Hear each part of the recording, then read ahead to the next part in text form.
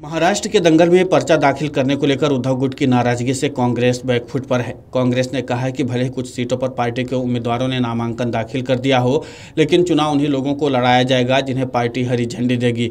मुंबई में पत्रकारों से बात करते हुए कांग्रेस प्रभारी रमेश चन्नीथल्ला और कांग्रेस अध्यक्ष नाना पटोले ने कहा कि कुछ सीटों पर उम्मीदवार अपना नामांकन वापस लेंगे। पत्रकारों से बात करते हुए चन्नीथल्ला ने कहा कि महाविकास अघाड़ी में कोई फ्रेंडली फाइट नहीं होने वाली है। हम एकजुट होकर के चुनाव लड़ने जा रहे हैं। हमने जिनको एबी फॉर्म दिया सिर्फ वही चुनाव लड़ पाएंगे। जिन सीटों पर फॉर्म नहीं दिया गया है उन्हें नाम वापस लेना होगा। शिवसेना के उद्धव गुट ने नाराजगी जाहिर की है। पार्टी के प्रवक्ता संजय राउत ने कहा कि उन सीटों पर भी कांग्रेस ने उम्मीदवार दे दिए हैं जिन पर हम चुनाव लड़ रहे हैं। राउत ने कहा कि विधानसभा चुनाव में लोकसभा का सांगली मॉडल दोहराया जा रहा है। दरअसल लोकसभा चुनाव के दौरान सांगली सीट शिवसेना यूबीटी को मिली थी। इसके बावजूद कांग्रेस के बागी विशाल पाटिल यहां से मैदान में उतर गए थे। पाटिल की वजह से शिवसेना यूबीटी के उम्मीदवार तीसरे नंबर पर खिसक गए। चुनाव बाद विशाल पाटिल कांग्रेस में चले गए। उद्धव गुट का कहना है कि जल्द ही एक बैठक की जाएगी और उन सीटों पर से उम्मीदवार वापस लेने के लिए कहा जाएगा जहां गठबंधन धर्म तोड़ करके पार्टियों ने उम्मीदवार उतारे हैं। उद्धव और शिवसेना यूबीटी की तरफ से करीब 1 दर्जन सीटों पर एक साथ उम्मीदवार उतारे गए हैं। जिन सीटों पर उम्मीदवार उतारे गए उनमें बांद्रा पूर्व, नासिक मध्य और रामटेक सीट प्रमुख है। विदर्भ की रामटेक सीट पर कांग्रेस के सिंबल पर चंद्रपाल चौकसे तो शिवसेना यूबीटी के सिंबल पर विशाल बरबेटे चुनावी मैदान में उतरे हैं।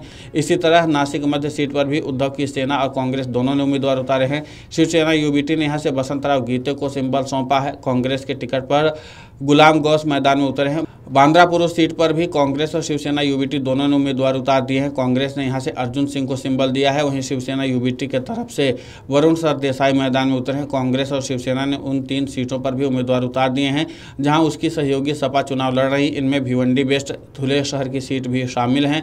कांग्रेस महाराष्ट्र का कैंपेन नागपुर से शुरू करेगी। 6 नवंबर को पार्टी ने नागपुर में संविधान बचाओ रैली का आयोजन किया है। राहुल गांधी और मल्लिकार्जुन खड़गे इस रैली में भाग लेंगे। इस रैली के बाद शाम 6 बजे मुंबई में एक संयुक्त रैली भी प्रस्तावित है। कांग्रेस प्रभारी रमेश चन्नीथल्ला के मुताबिक 6 नवंबर को एमबीए की बड़ी सभा बीकेसी में होगी जिसमें कांग्रेस के बड़े नेताओं के साथ उद्धव ठाकरे, शरद पवार शामिल होंगे।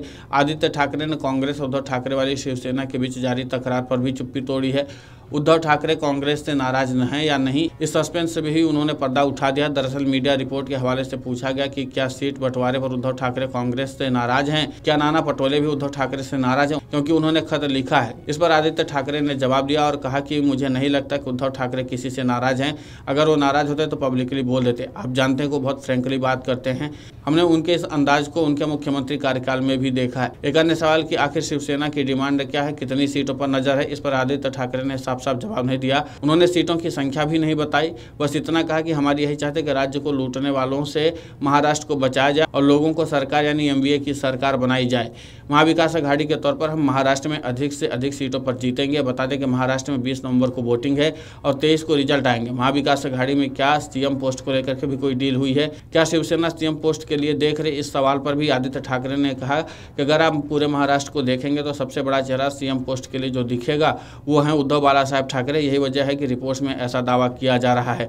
हालांकि हम पोस्ट के लिए नहीं बल्कि महाराष्ट्र के लिए लड़ाई लड़ रहे हैं। राज्य के साथ जो अन्याय हुआ उसके लिए लड़ रहे हैं। आदित्य ठाकरे से बातचीत में अन्य मसलों पर भी बातचीत हुई, लेकिन इसके बाद भी एक चीज साफ हो गई है कि महाविकास अघाड़ी में सब कुछ ठीक नहीं चल रहा है। जिस तरीके से उद्धव गुट ने नाराजगी जाहिर की है, जाहिर सी बात है कांग्रेस भी ज़्यादा सीटों की डिमांड रख रही थी।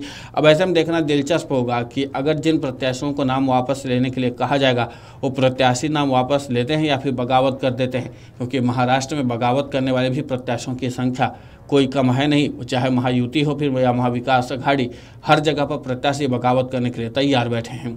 वीडियो डेस्क कमरुजाला.com। अगर आप ये वीडियो YouTube पर देख रहे हैं तो हमारे चैनल को सब्सक्राइब कर बेल आइकन दबाएं और Facebook पर देख रहे हैं तो हमारे पेज को लाइक करें। 8 मिलियन प्लस सब्सक्राइबर, आपके इस भरोसे के लिए बहुत धन्यवाद।